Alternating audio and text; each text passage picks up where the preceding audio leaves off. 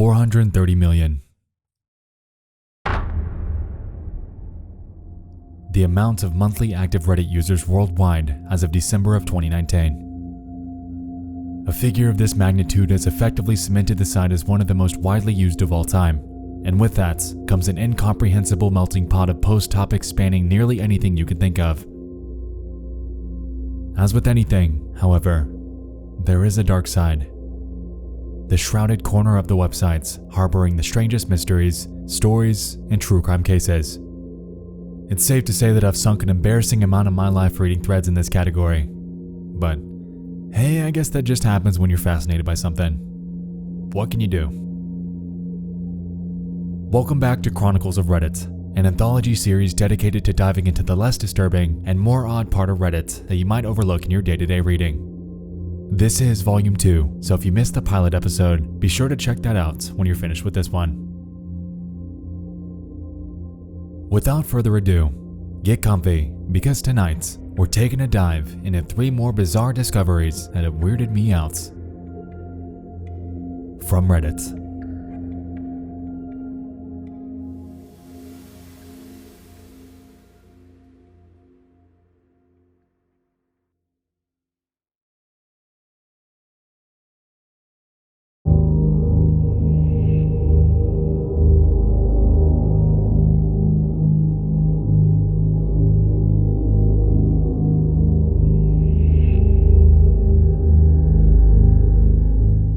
First stop, RBI, a hub for investigative minds to congregate and tackle real-world problems.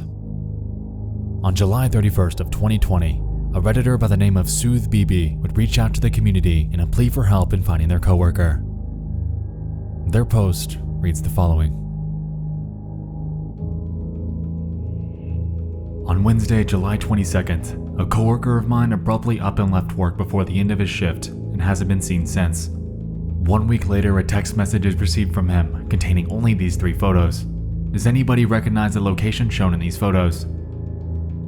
I work at a lab that makes prescription eyeglasses in Northern Ohio.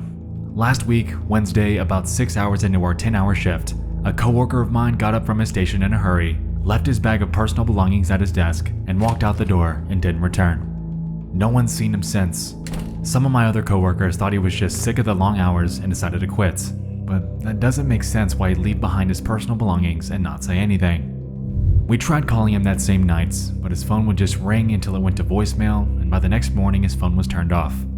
My boss said he got a hold of his mom and that she hasn't seen or heard from him, but didn't seem too concerned as she said he had a history of living somewhat of a nomadic lifestyle in his past. She thinks he may have relapsed and owed someone money or just ran off with some girl. Apparently they aren't very close and don't have the best relationship. I know he had a history of drug abuse, but from everything I've gathered in the 2 years that I've worked with him, he cleaned his life up after an arrest in 2014 or 2015 for drug possession and had been clean since.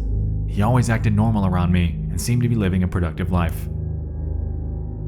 On the subject of the pictures, a couple days ago after work, I received a group text message that was sent to me, 2 of my other coworkers, and 6 other numbers I don't recognize. It was from him and contained the 3 pictures I linked. No text. I tried calling and it rang once then went to voicemail. When I called again, it went straight to voicemail. This whole thing's got me feeling very uneasy and I don't know what to think. Does anybody here recognize the location of where these photos might have been taken? As stated, below this was a link to an Imgur album containing the photos, which are as follows.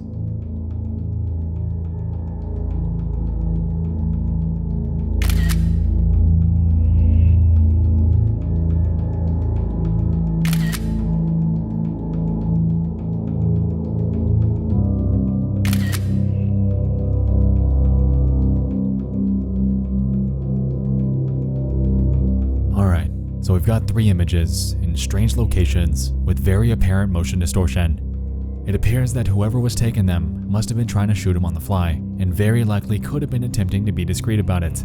Camera flash aside.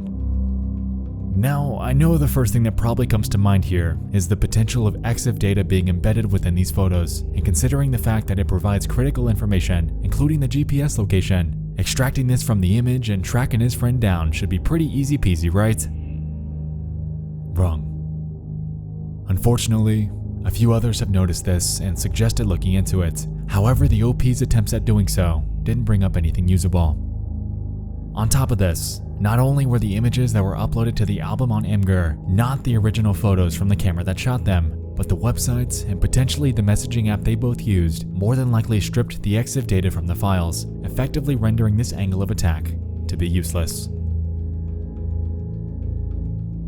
A couple hours after this thread was made, a Redditor named Zepazuzu would inquire on if the police were notified, to which Soothe responded, saying, "That's what my boss contacted his mom about. She said she was gonna give it some time before doing anything like that because she's absolutely convinced he's fine and just left on his own accord. Her lack of concern is kinda mind-blowing, to be honest. If my kid up and left leaving behind a bag of personal possessions, I'd contact the police ASAP. We talked about calling the police ourselves, but my boss ultimately said it wasn't our place since we aren't kin, and that should be left to his family."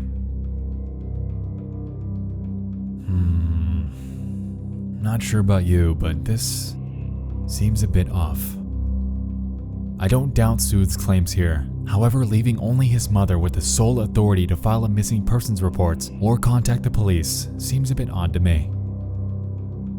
Personally, if a friend or coworker of mine were to up and vanish after leaving all their personal belongings behind like they'd done, red flags would be going off everywhere. If I were them, I'd be filing a report regardless.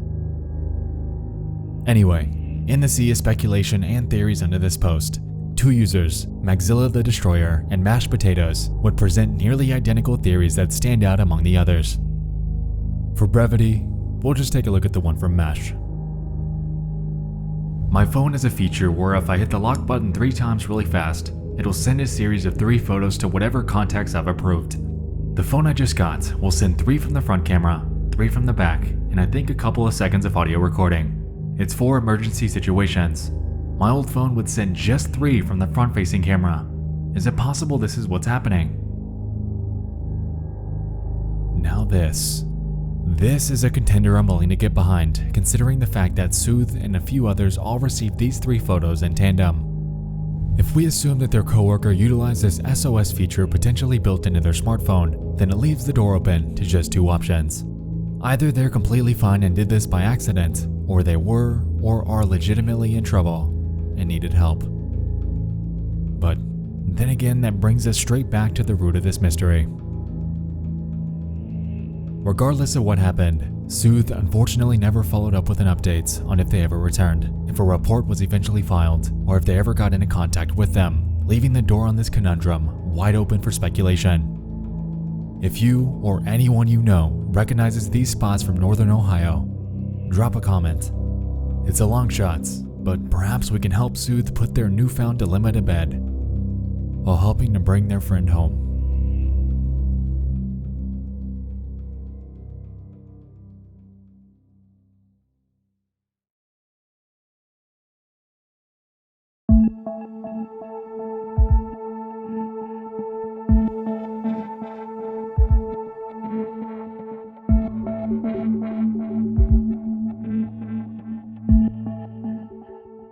Stop 2.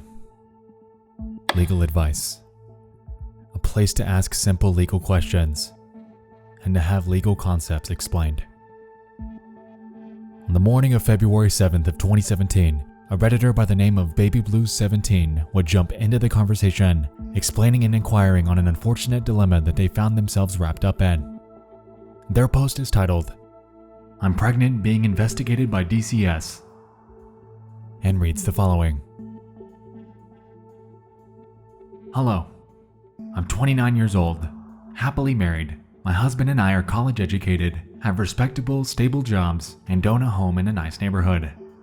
We're basically as prepared as anyone can be to start a family. I'm almost 9 months pregnant with our first child. The problem is that 11 years ago, when my husband was a freshman in college, he was arrested for possession of marijuana. It was a large enough amount that he was charged with a Class D felony, but not intent to deal. He pled guilty and did his time in probation without a problem, passing every drug test along the way. He has not touched marijuana since, and we rarely even drink. I have no criminal record and have never done drugs myself. It was a stupid mistake he made as a foolish 18-year-old, and he's worked hard to put it behind him. Someone has apparently contacted child services in our area and informed them that we are drug users. This accusation is being taken very seriously because of my husband's record. We've been as cooperative as could be with our caseworker. We've been interviewed, our home has been examined, and she found nothing remotely suspicious or incriminating. We have both taken a drug test and passed. Our caseworker says that everything looks fine so far. Unfortunately, she also says that there's still a possibility that our child could be taken from us in the labor and delivery ward and that we won't be allowed to take her home. I was devastated and horrified to hear that. When I asked why, she said it was not up to her and we'll have to wait and see, which made absolutely no sense. What gives? I feel like there's something that she isn't telling me, but I have no experience with DCS and I'm not aware of anything we could have possibly done wrong. I know they'll have to test my daughter for drugs once she's born, but she hasn't been exposed to drugs. Nothing more than prenatal vitamins, not even Tylenol, and I already proved that by passing a drug test. I'm scared and confused. Do I need a lawyer? I'd anticipated spending our savings on our new daughter and parental leave, but I'll use that money for a lawyer if I have to. Thanks for reading, and thanks in advance for your help. Clearly, the actions taken so far by the caseworker are cause for alarm. Receiving news that you're being investigated and might not be able to keep your newborn child would instill anyone with a feeling of overwhelming anxiety. Thankfully, commenters were quick to jump in, offering various tidbits of advice and insight on how she can get this handled. Get a family law attorney on retainer. Maybe contact the local ACLU chapter. This reaction is pretty extreme, and the fact that someone tipped them when you're obviously not using is pretty malicious. Another Redditor named Sudsworthy floated the possibility that the caseworker is potentially complicit in working with the one who made the report. Others, however, had their reservations on the validity of this entire investigation. Indiana DCS does not get involved with pregnancies. Please make sure the person you're talking to is actually DCS, or don't let them in your home anymore. And probably the most substantial comment came from a user named Hurry Up Meow, who claimed that they were a former CPS investigator in the OP's data residence. I'm a former Indiana CPS investigator and assessor. Something here is not making any sense at all, unless the law has changed greatly in the last few years when I left the department. As of this moment, you're pregnant, correct? You don't have any children? They're investigating the fetus? To which OP responded, claiming, "Yeah, we have no children yet. They are investigating the fetus." I wasn't aware that was even something they could do. The report they got must have been quite alarming, I guess. It seemed weird as heck to me too. The remainder of the comments, understandably, were incredibly sketched out that this was occurring. It was heavily advised to stop contacting this particular caseworker and to get in contact with a DCS supervisor directly. Hopefully through them, they could get some answers on this.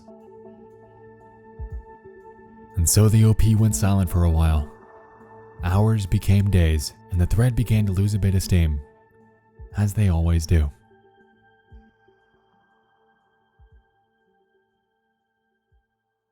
Hopefully things were okay.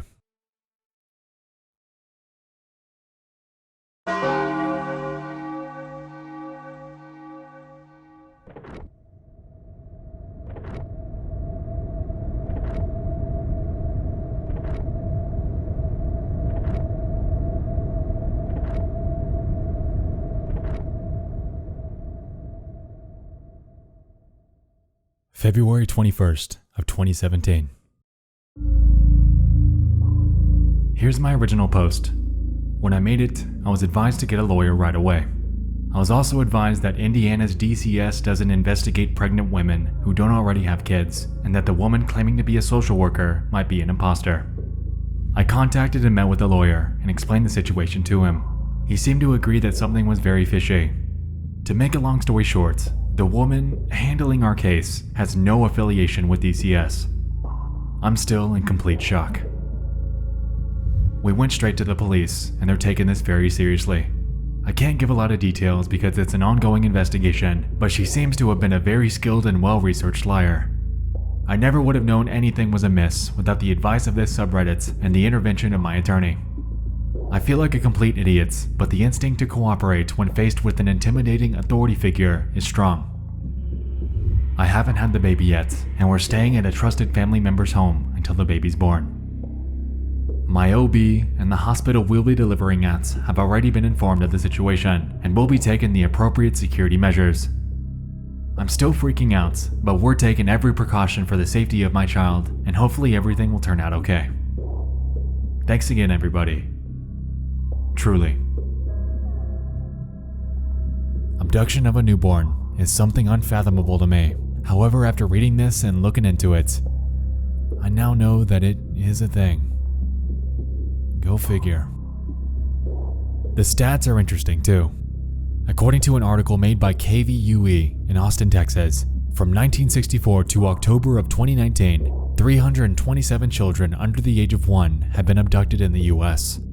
Of those 327 who were abducted, 257 of them were taken by women of childbearing age, between the ages of 14 and 39. A nurse or healthcare worker is more likely to take a child from a healthcare setting, while a babysitter, relative, or friend is more likely to take an infant from a home. Had the OP not raised their suspicions, then who knows what the next step the attempted kidnapper would have taken. Perhaps they'd try to get someone to impersonate a nurse, coming face to face with the OP in the recovery room to abduct their child. It might sound like a long shot, but if they were this dedicated, pursuing a fake DCS case against baby blues, and even coming out to inspect their home, then I wouldn't doubt that they'd pull a stunt like this too. To date, the OP understandably hasn't returned to Reddit. Their story, though, will forever live on in r/legal advice as one of the most bizarre and unsettling occurrences that have been shared there. I'm sure this would make a great personal story one day, but to be honest, if I were them, I'd be happy with just forgetting it.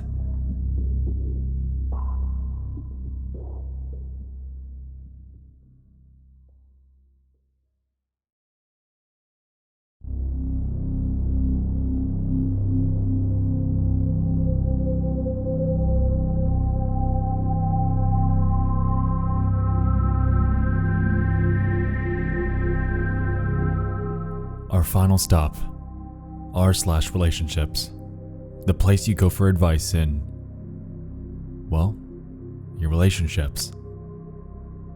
On Monday, May 23rd of 2016, a Redditor by the name of Losing My Mind 5 would share a story about what they believed to be their husband spying on them when he isn't home.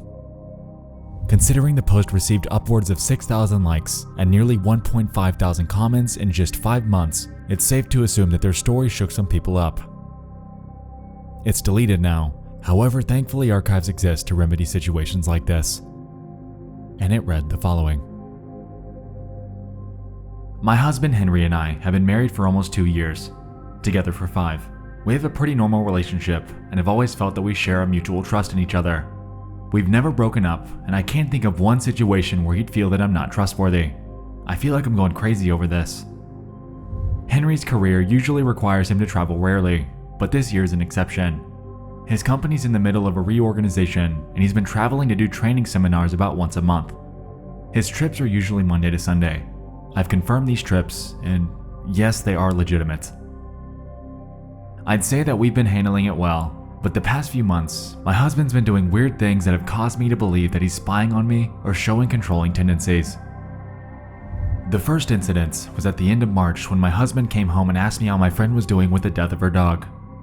At first, I said she was sad, but doing okay. About a minute later, I asked how he knew that, and he said social media. The only reason I asked was because I had a phone call in the living room with my friend when the dog died. Not only that, but my friend had deactivated her page before the dog died, so it wouldn't have been on there. I'm the only mutual friend he had with her, so I don't think that he'd see anything that she was tagged in. I asked him if he's watching me, as a joke, and he said, "Seriously? Why would you think that?" I explained it, and he said no, it was on social media. I just assumed his defensiveness was because he had jet lag. The second incident was in April when I went out with my friends during the weekend. That Saturday night, I texted him that I would let him know when I'm home, and it should be around 12:30 a.m. I got home earlier at about 11 p.m. and fiddled around the kitchen for probably 20 minutes. I'll admit, I forgot to text him. I got a text at about 11:20 that said, "You're home?" I told him yes, that I was straightening the kitchen, then going to bed. I asked how he knew, and he said he just figured you would be already. He told me goodnight, and I went to bed. Normally, I wouldn't think anything of this, but this latest incident has me looking back on the past few months. Henry got home early from this month's trip on Friday.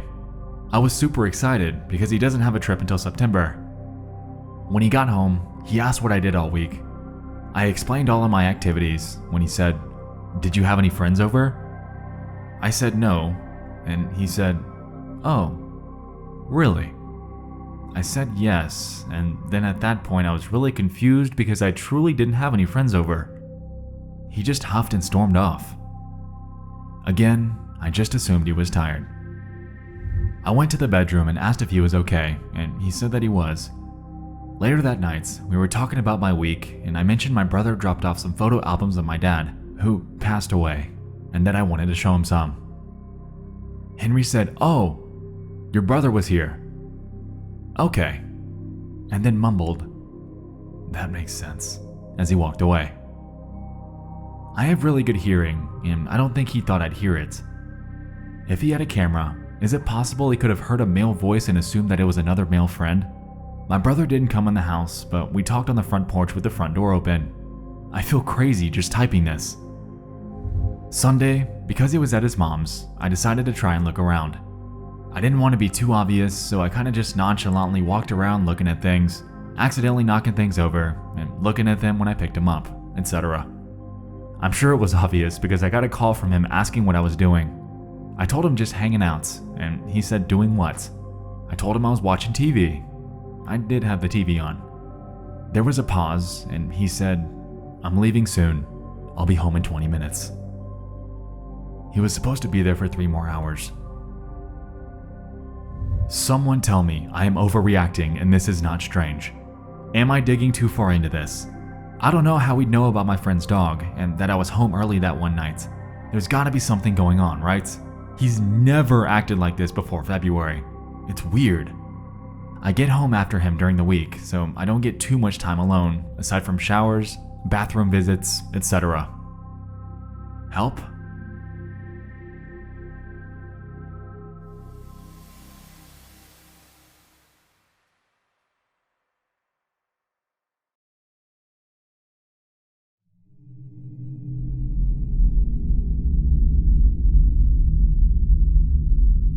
Oh yeah.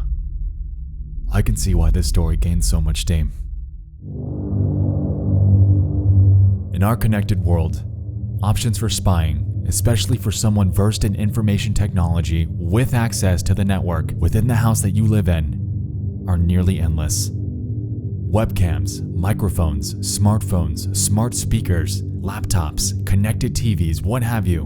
And that's not even including the potential for hidden cameras, which these days are disturbingly simple to come by. Being spied on is truly something that induces chills within me, because few things are more intimate and more sacred than one's own privacy. And so Reddit jumped on the case, giving her options and theories as to what he might be up to. These ranged pretty widely, from the potential of him cheating and projecting his behavior onto her, to him deriving some fantasy from spying on her. It truly did light this subreddit up for a while.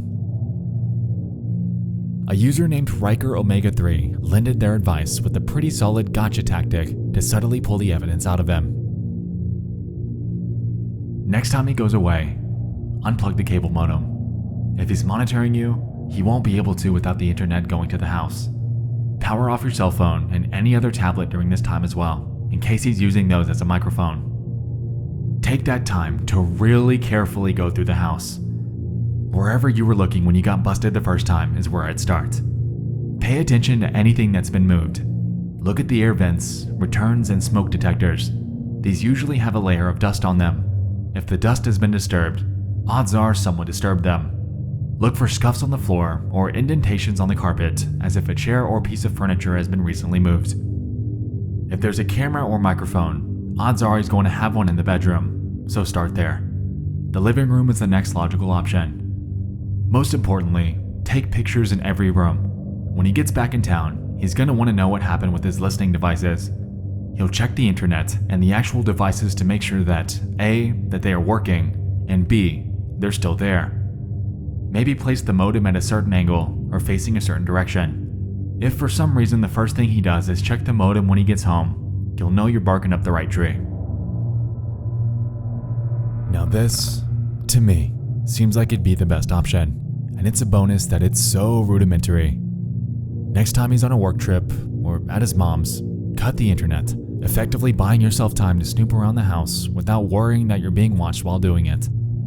If I were her, I'd do it again, and again, and again, and again, while pleading ignorance every time.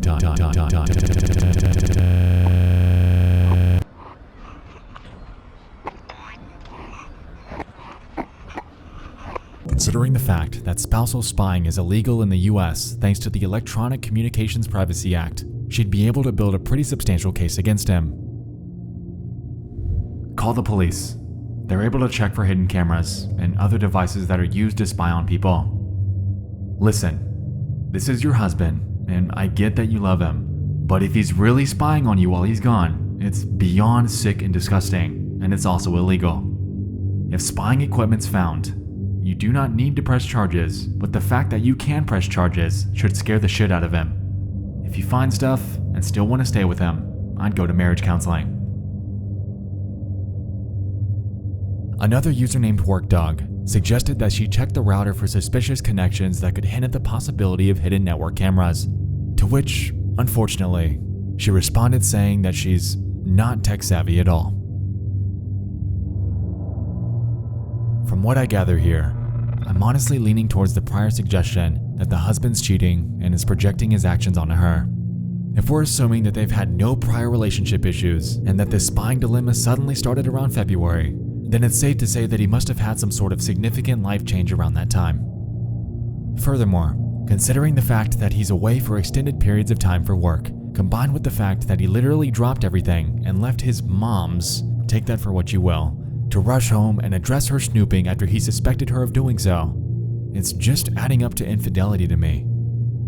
Either that, or he simply drummed up this sudden infatuation with spying to keep control over their relationship, to purposefully drop hints of the fact that he knows what she's doing, and to prevent her from cheating on him in the future. But then again, that brings us full circle, because why would you need to do something like this if you aren't doing it yourself? Why would you need to convince yourself that your partner isn't cheating, completely out of the blue?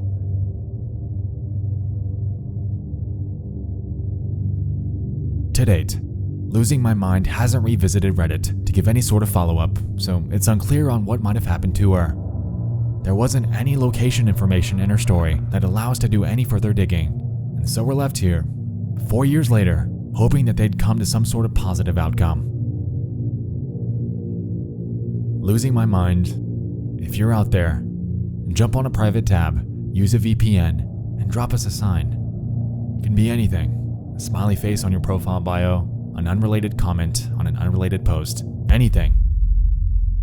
Your story resonated with a lot of people, and we're all just hoping that you came out of the other end of this all right.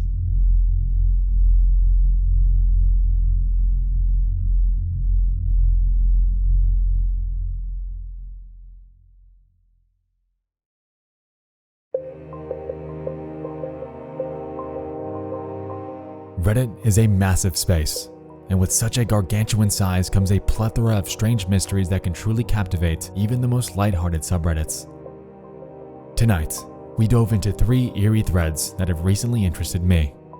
I hope you all enjoyed this second installment, and if you have any running theories for any of these, definitely leave them in the comments. Also, if you have any further suggestions for a future Chronicles of Reddit anthology, feel free to submit it to nightmareexpo@gmail.com with the title Chronicles of Reddit Submission. With that being said, thank you so much for watching. I'll see you in the next one. I love you all. And good night.